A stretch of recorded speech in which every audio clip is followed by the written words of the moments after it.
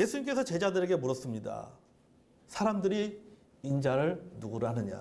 그래서 인자는 나를 말하는 거죠. 사람들이 나를 누구라고 하느냐? 어떻게 생각하고 있느냐? 라고 예수님께서 질문하신 것입니다. 여기에서 사람들은 일반적인 사람들을 말합니다. 대부분의 일반적인 사람들이 갖고 있는 예수님에 대해서 어떻게 생각하고 있느냐? 내 주변에 있는 이 사람들이 나에 대해서 어떻게 생각하고 있느냐? 어떻게 말하고 있느냐? 라고 하는 것에 대해서 예수님께서 제자들에게 질문했습니다. 자, 13절과 14절을 다시 보겠습니다. 예수께서 빌립보 가이사라 지방에 이르러 제자들에게 물으시되 사람들이 인자를 누구라 하느냐? 이르시되 더러는 침례 요한, 더러는 엘리야, 어떤 이는 예레미야나 선지자 중에 하나라 하나이다. 자, 어떤 사람은 침례 요한이라고 생각하는 사람들이 있었습니다. 그러면은 그들은 왜 예수님을 침례 요한이라고 생각했을까라고 하는 질문을 우리가 던져볼 수 있어요. 다른 수많은 연상대 떠오르는 사람이 있을 텐데 왜 어떤 사람들은 예수님의 그런 모습을 보면서 마치 침례 요한이다 라고 말을 했을까? 왜 그렇게 생각했을까? 라고 하는 것이죠. 침례 요한은 예수님과 유사점이 많이 있었습니다. 나이도 그렇고 천국에 가까웠다면서 해결을 촉구한 메시지도 예수님과 비슷했습니다. 그 침례 요한도 해결하 천국에 가까웠느니라고 말씀하셨고 예수님도 해결에 대해서 말씀하셨습니다. 그리고 천국에 대해서 말씀하셨습니다. 그리고 기존에 있는 종교 지도자들에 대한 비판적인 자세도 비슷했습니다. 헤롯 왕은 예수님의 모습을 보고는 침례 요한이 살아서 돌아온 것이 아니냐 이렇게 생각하기도 했습니다. 그러니까 아마도 어떤 이들은 예수님의 이런 점들이 좋았을 것입니다. 사회 부조리와 종교의 타락을 지적하면서 해결을 촉구하는 종교 개혁자의 모습을 원했을 것입니다. 그래서 어떤 사람들은 예수님을 침례 요한이다 라고 말했습니다. 바라는 것이죠. 예수님께서 침례 요한처럼 저런 일들을 했으면 좋겠다라고 하는 그 바라는 마음도 있었을 것이고 또 예수님이 하는 여러 가지 많은 사역을 보면서 이 침례 요한이 했던 그 사역과 너무 비슷하다라고 생각을 해서 혹시 죽었다가 다시 살아난 침례 요한이 아닌가? 그런 생각을 하는 사람도 있었을 것입니다. 또 엘리야라고 생각하는 사람들도 있었습니다. 여러분 엘리야는 구약시대의 대표적인 선지자입니다. 많은 능력을 행했던 사람이잖아요. 엘리야는 사르밧 과부의 죽은 아들을 살려주었습니다. 요단강을 둘로 갈라놓기도 했습니다. 기도로 비를 내리기도 하고 또 가뭄이 생기기도 했습니다. 선지자 학교도 설립했습니다. 선지자 학교를 설립한 것이 누가 비슷한 것 같아요? 예수님의 주변에는 12제자들이 있었잖아요. 또 아합과 이세벨의 잘못을 지적하기도 했습니다. 바알 선지자 850명과 갈멜산에서 영적인 전투도 했습니다. 이게 엘리야의 사역이잖아요. 근데 예수님의 사역도 보면은 엘리야와 비슷한 사역을 했어요. 죽은 자도 살리고 병자도 고쳤잖아요. 먹을 것도 공급해 주었습니다. 또 정치가들과 종교 지도자들의 잘못에 대해서 쓴소리도 했습니다. 그러니까 이런 모습을 보면서 어떤 사람들은 엘리야를 떠올린 거죠. 예수님의 이런 모습을 보면서 엘리야를 떠올린 거. 아마도 애들은 예수님께서 엘리야와 같은 사람이 되기를 아마 원했을 수도 있습니다. 그래서 더러는 예수님을 엘리야와 같다라고 말한 것입니다. 또 어떤 이들은 예레미야 선지자라고 말하고 있습니다. 여러분 예레미야 선지자는 자신의 조국이 멸망당하고 또 바벨론의 지배를 받는 것을 보았던 사람이 바로 예레미야 선지자입니다. 당시에 정치적인 또 종교적인 기득권 세력들 향해서 쓴소리를 하다가 고난을 당했잖아요. 감옥에 갇히기도 했습니다. 조국과 백성의 아픔을 보고 또 분노하고 또 눈물을 흘리기도 했던 선지자가 바로 예레미야 선지자로. 그래서 예레미야 선지자를 눈물의 선지자라고 얘기하잖아요. 그러니까 예수님의 사역 속에서도 이런 모습이 많았다고 하는 것이죠. 그래서 마치 예수님을 엘리야 선지자처럼 그렇게 생각하는 사람도 있었다라고 하는 것이죠. 그러니까 여러분 이처럼 뭐냐면은 사람들은 각자가 생각하고 기대하고 경험하고 고백한 예수님이 있습니다. 우리 중에 어떤 분은 예수님 누구십니까? 라고 물어본다면은 아마 어떤 분은 그렇게 고백할까요? 예수님은 사랑이 많으시는 분이십니다. 막 그렇게 고백하는 분도 있을 것입니다. 또 어떤 분은 예수님은 구원자십니다. 라고 고백하는 분도 있을 것입니다. 또 어떤 역사학자한테 물어보면 그럴 것 같아요. 역사한테 물으면 예수님 누구십니까? 하면 예수님은 유대인의 랍비입니다. 이렇게 말하는 역사학자도 있을 수가 있습니다. 또 심리학자에다가 말하면 그렇게 표현할 것 같아요. 예수님 누구십니까? 하면 예수님은 자아 실현을 이루신 분이십니다. 라고 그렇게 말하는 분도 있을 수 있습니다. 만약에 마르크스 주의자이죠. 다시 말해서 공산주의자들에게 예수님 누구십니까? 라고 물어본다면 이렇게 표현할 수 있어요. 예수님은 해방자다. 그렇게 말하는 사람도 있을 겁니다. 헬렌 나우엔 신부에게 물어보면은 헬렌 나우엔은 이렇게 말합니다. 예수님 누구신가? 예수님은 상처 입은 치유자다라는 표현을 많이 씁니다. 예수님은 상처 입은 치유자다. 그렇게 표현하면서 예수님의 치유 사역을 강조하였습니다. 그러니까 이처럼 사람들은 자신의 취향이나 필요나 기대에 따라서 예수님에서 다양하게 표현을 합니다. 자신의 신앙생활 하면서 내가 경험했던 예수님에 대해서 표현할 거예요. 아마 우리 성도님들도 아마 다 물어보면 예수님 누구십니까? 하고 물어보면 다 틀릴 겁니다. 예수님은 참으로 나를 위해서 인내하시는 분이십니다. 라고 표현하면 아마 이분은 하나님 앞에, 예수님한테 잘못을 많이 하신 분일 것 같아요. 그럼에도 불구하고 나를 포기하지 않는 그런 예수님의 사랑을 기억하면서 내게 예수님은 참 그분은 포기하지 않는 분이시다. 인내하는 분이시다. 어떤 분은 또 그렇게 표현할 것 같아요. 예수님은 참 사랑이 많으시는 분이시다. 그렇게 표현한 분도 있을 것입니다. 여러분, 여러분이 내가 그리는 예수님의 모습은 어떤 모습일까? 누군가 나에게 예수님이 어떤 분이라고 물어본다면은 나는 예수님에 대해서 어떻다라고 예수님에 대해서 고백을 할 수 있을까? 예수님이 어떤 분이라고 고백할 수 있을까요? 자, 베드로는 예수님의 질문에 대해서 이렇게 고백합니다. 16절이죠. 주는 그리스도시요 살아계신 하나님의 아들이다. 이렇게 고백합니다. 자, 주는 그리스도시요 살아계신 하나님의 아들이다라고 하는 이 고백 속에는요, 두 가지 의미가 들어있습니다. 하나는 예수님의 사역입니다. 또 다른 하나는 예수님의 정체성입니다. 자, 앞으로 볼까요? 주는 그리스도시요라는 고백은 예수님의 사역을 의미합니다. 여러분, 이 그리스도의 히브리어 말은 메시아입니다. 히브리어 말 메시아를 헬라어로 번역하니까는 그리스도라고 번역을 하는 겁니다. 요한복음 1장 41절에 보면요. 그가 먼저 자기의 형제 시몬을 찾아 말하되 우리가 메시아를 만났다고. 메시아는 번역하면 그리스도라. 이렇게 요한복음 1장 41절에 기록되어져 있습니다.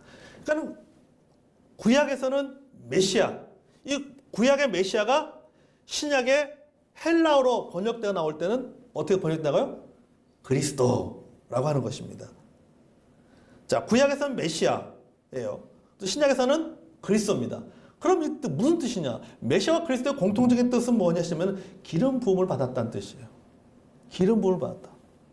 우리가 구약에 보면요, 기름 부음을 받을 수 있는 사람들은 세 종류의 사람입니다.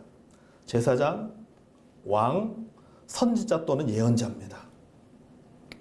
여호와의 부음을 받을 수 있는 사람들은 바로 제사장과 왕과 그다음에 선지자나 예언자들입니다. 여러분, 베드로는 예수님을 주는 그리스도시오라고 고백했을 때 예수님의 사역에 대한 고백이라고 했습니다. 여러분, 예수님은요, 이 땅에 오셔서 예수님께 하신 사역 중에서 사역이 무엇입니까? 그 중에 하나가 뭡니까? 대제사장으로서의 사역을 하신 겁니다. 그리고 그분은 우리의 대제사장 오셨고 우리의 죄를 대속하셨습니다. 히브리서 9장 11절 12절에 보면 이렇게 말합니다. 그리스도께서는 장래 좋은 일의 대제사장으로 오사 성으로 짓지 아니한 것 곧 이 창조에 속하지 아니한 더 크고 온전한 장막으로 말미암아 염소와 송아지 피로 하지 아니하시고 오직 자기의 피로 영원한 속죄를 이루사 단번에 성소에 들어가셨느니라.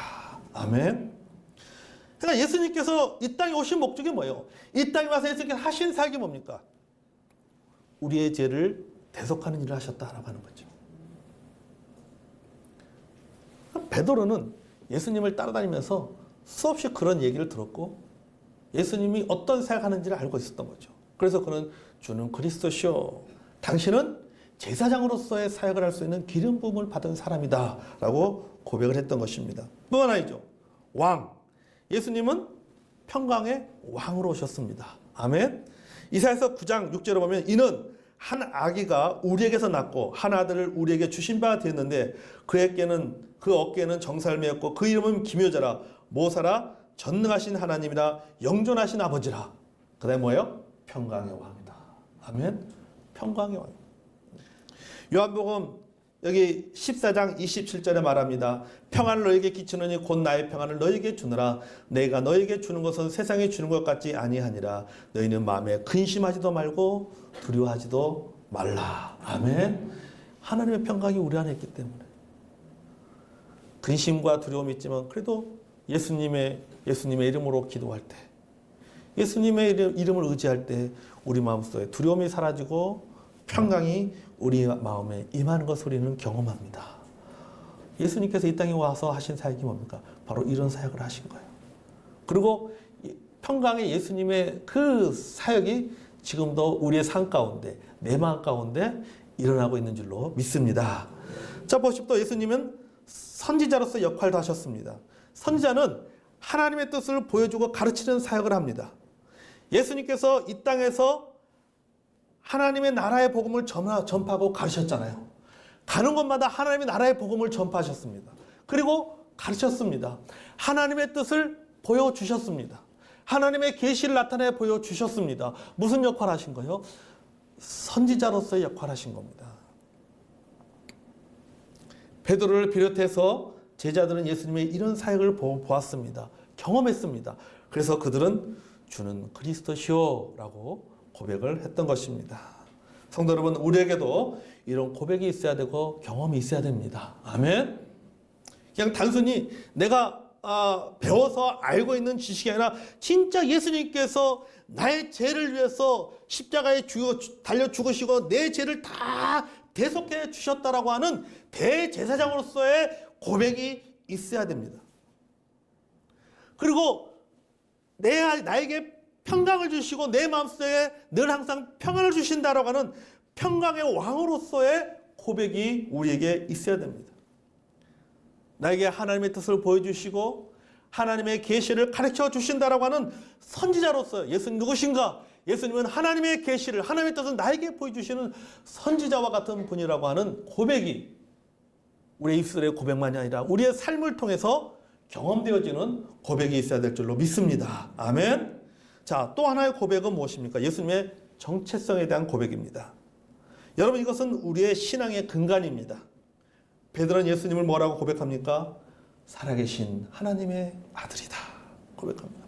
주는 그리스도시요 살아계신 하나님의 아들입니다. 이렇게 고백하고 있어요. 여러분, 우리가 여기서 아주 중요한 한 가지 사실을 짚고 넘어가야 됩니다. 그게 뭐냐면요, 예수님과 제자들이 있는 장소가 어딘가 하는 것입니다. 지금 이 대화를 어디서 나누고 있는 거예요? 어디서 나누고 있어요? 가이사랴 빌립보입니다. 가이사랴 빌립보입니다. 여러분, 이 가이사랴 빌립보는 헤로드 왕이 로마 황제에게 잘 보이기 위해서 지은 지명입니다. 그래서 이 가이사랴 빌립보는 황제와 우상의 도시입니다. 이곳에서의 황제는 곧 신적인 존재입니다. 그냥 단순하게 왕이 아니에요. 시저는 단순한 왕이 아닙니다. 시저는 곧 뭐예요? 신의 아들이에요. 신의 아들. 이 시저가 가이사예요. 가이사예요. 신의 아들입니다. 신적인 존재예요. 그리고 여러분, 이곳에는 다산의 신으로 알려진 판과 제우스를 비롯해서 온갖 우상들과 신전이 많은 곳입니다. 제가 성지순례 가면요, 여기로 갑니다. 필수 코스예요. 가이사랴 빌립보. 거기 가보면요, 이 헬본산에서 내려오는 그 물이 줄줄줄 흐르고 그 가이사 빌립보에 큰 동굴이 있고 거기에 많은 신전들이 있어요. 지금은 없죠. 그 흔적들이 남아 있습니다. 많은 여러분 그리스 신화에 보십시오. 로마 신화 얼마나 많은 그 신들이 있습니까? 별별 신들이 다 있어요. 또 수많은 그 신전들이 있는데 신전들과 그 우상들인데 그곳에서 예수님께서 말씀하고 있는 거예요. 너희들은 나를 누구라고 생각하느냐? 라고 하는 거죠. 여기 많은 이 지역에 많은 우상들이 있는데 많은 사람들이 섬기는 신들이 있는데 너는 나를 누구라고 생각하느냐? 라고 질문하고 있는 것입니다. 그때 베드로는 대답합니다. 뭐라고 대답합니까?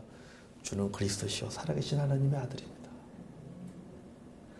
당신은 지금 이곳에 서 있는 우상이 아닙니다. 사람들이 만들어 놓은 허상에 불과한 우상의 아들이 아닙니다. 지금도 살아계시고 우리 인생 가운데 역사하시는 하나님의 아들입니다. 아멘. 이렇게 고백하는 거예요. 여러분 이게 굉장히 놀라운 고백이에요. 하나님의 아들이라고 고백하죠. 그 앞에 뭐예요? 살아계신 하나님의 아들입니다. 여러분 우상은 살아있는 존재입니까? 죽어있는 존재입니까? 우상은 죽어있는 존재입니다. 사람이 만들어 놓은 하나의 허상에 불과합니다. 생명이 없는 껍데기에 불과합니다. 그러나 하나님 어떻습니까? 하나님은 살아계시는 분입니다. 하나님은 살아계십니다. 살아서 역사하시는 분이에요. 그러니까 이 베드로 고백이 얼마나 놀라운 고백입니까? 수많은 사람들이 여기 와서 수많은 죽어있는 저 우상들을 섬기지만은 그 우상들을 신으로 여기고 살아가고 있지만은 나는 당신만이 오직 당신만이 살아계신 하나님의 아들입니다 라고 고백을 하고 있는 거예요. 이거 얼마나 그 놀라운 고백입니다. 이건 엄청나게 놀라운 고백입니다. 하나님을 유일신으로 그리고 예수님을 하나님의 아들로 믿고 고백한 것입니다. 이 고백이 얼마나 놀라운 고백이었으면 예수님은 베드로에게 이렇게 말합니다. 뭐라고 말합니까? 바요나 시몬아 네가 복이 있다. 네가 진짜 복이 있다. 여러분 이런 고백은 아무나 할 수 있는 고백이 아닙니다. 똑같은 예수님을 보고도 어떤 사람은 침대 요한이라고 고백하고 어떤 사람은 엘리야라고 고백하고 어떤 사람은 예레미야 같은 선지자라고 고백했습니다. 그런데 베드로는 살아계신 하나님의 아들입니다 라고 고백하고 있는 거예요. 어떻게 이런 고백이 가능했을까? 그 다음에 나오죠. 하나님의 은혜 때문입니다. 아멘. 예수님이 이렇게 말씀하잖아요. 이를 내게 알게 한 이는 혈육이 아니고 누구다? 하늘에 계신 내 아버지시니라. 하나님께서 베드로에게 깨닫게 해주신 거예요. 하나님의 은혜를 경험한 사람만이 이런 고백을 할 수가 있습니다. 아멘. 여러분 우리가 살아가는 이 시대는요 종교다원주의 시대입니다. 종교다원주의 시대예요. 기독교를 하나의 종교로 정확하게 말하면요 종교다원주의 시대에서 기독교는 어떤 종교냐면 종교는 종교인데 무슨 종교를 생각할 것 같습니까? 무신론이에요. 무신론 종교예요. 무신론 종교. 그 말은 뭐냐면은 하나님이나 예수님이라는 대상을 사람들이 만들어 놓고 심적으로 의지하고자 하는 것에 불과하다는 겁니다. 그렇게 생각하는 거예요. 그렇게. 그런데 여러분 예수님을 뭐라고 합니까? 기독교 종교의 창시자 이렇게 말하고 있잖아요. 다른 종교들과 동급으로 생각합니다. 다른 우상들과 동급으로 생각하는 거예요. 이거는 뭡니까? 이거는 뭐냐면요 무신론이에요. 무신론. 여러분 무신론은 뭡니까? 신이 없다는 게 무신론 아니에요. 신이 없다는 것은 뭡니까? 신은 그러면 지금 사람들이 섬기는 그 신은 살아있는 거예요? 죽어있는 거예요? 죽어있는 거예요. 그냥 만들어 놓은 거예요. 여러분, 하나님은 죽어있는 신이 아니잖아요. 아멘. 그분은 살아계신 분이십니다. 아멘. 살아계신 분. 그런데 많은 사람들이 그렇게 생각하지 않는다는 거죠.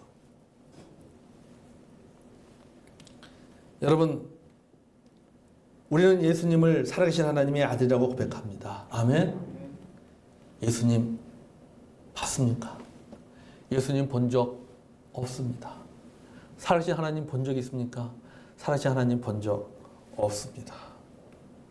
예수님을 본 적도 없고 하나님을 본 적도 없습니다. 그런데 어떻게 이런 고백이 가능합니까? 내가 본 적도 없는 하나님을 향해서, 내가 본 적도 없는 예수님 향해서 당신은 살아계신 하나님의 아들이라고 어떻게 우리가 고백할 수가 있냐는 거죠. 어떻게 이런 고백이 가능합니까? 어떻게 이런 믿음을 가지고 우리가 살아가고 어떻게 이런 확신을 가지고 우리가 신앙생활을 할 수 있겠습니까? 하나님의 은혜 때문입니다. 아멘. 그래서 예수님께서 베드로에게 말씀하셨잖아요. 이를 내게 알게 한 것은 혈육이 아니라 사람들이 아니라 뭐라는 거예요? 하나님이다. 하나님의 은혜다. 하나님이 깨닫게 해주신 것이다. 여러분, 이거 은혜 아닙니까? 하나님의 은혜로 구원받고 나니까 모든 것이 깨달아지고 믿어지는 거야. 사람들은 우리에게 말하잖아요. 예수님을 대해서 살아계신 하나님의 아들이라고 고백하면은 나한테 좀 보여줘 라고 얘기합니다. 살아계신지 진짜 한번 보여줘 라고 얘기합니다.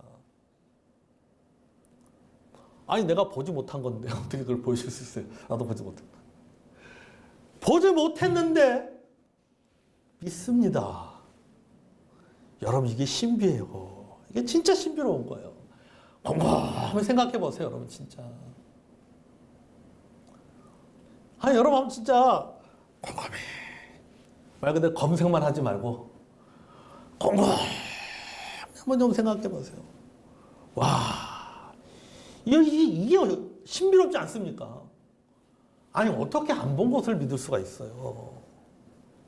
어떻게 안 본 것을 고백할 수 있습니까? 근데 안 봤는데 본 것처럼 고백한다니까요. 안 봤는데 본 것처럼 고백해요. 그게 어떻게 가능합니까?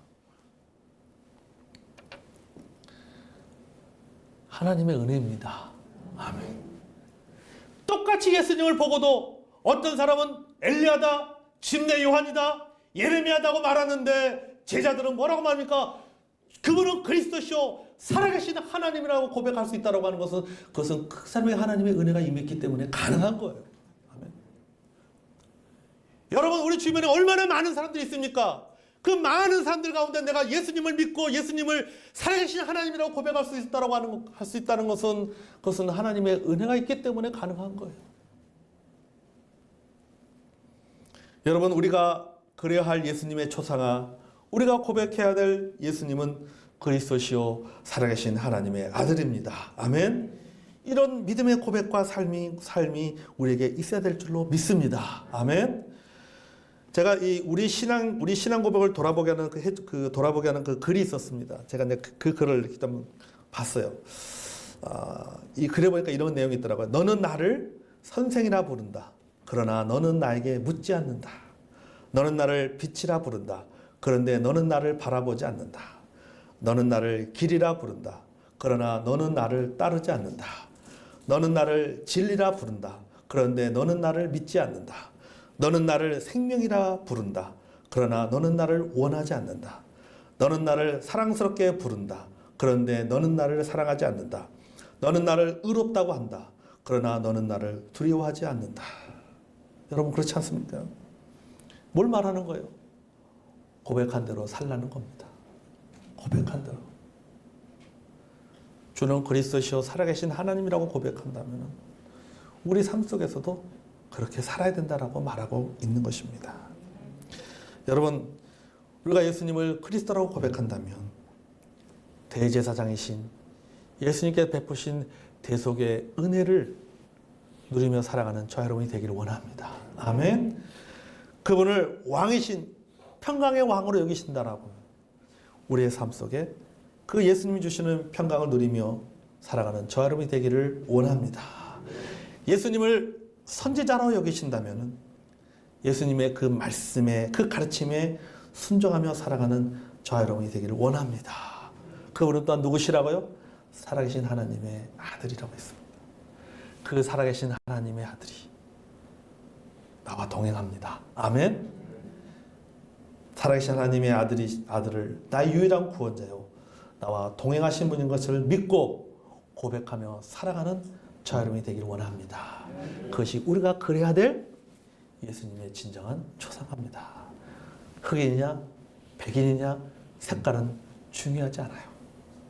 그분이 내 삶에 어떤 분이시냐, 내가 어떻게 고백하고 살아가느냐가 중요하다는 사실을 기억하며 살아가는 저와 여러분이 되기를 원합니다.